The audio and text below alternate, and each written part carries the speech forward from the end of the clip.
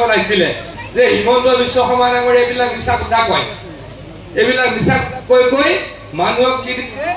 মানুহক মিছা কথা কৈ মানুহক কি বুলি কওঁ তেওঁলোকক টুপি দিয়া বুলি কয় হয়নে কিয় আমি তেনেকুৱা কৰিছো নেকি এতিয়া বিশ্বাস হ'লনে নাই অলৰেডি বিহালীত পালে অহা 22 তাৰিখে নলবাৰীত পাব 23 তাৰিখে মূল সমষ্টিত পাব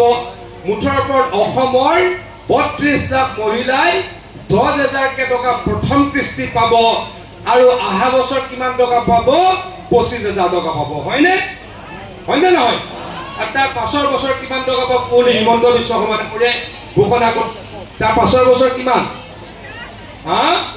ল'ৰাবিলাকো জানো নেকি এইটো মহিলাৰহে আঁচনি ল'ৰাবিলাকো অনুষ্ঠান এইটো মহিলাৰ আঁচনি দেই ইয়াত যদি কাৰোবাৰ ইয়াত স্বামীও থাকিব পাৰে আছে নাই কাৰোবাৰ আছে নেকি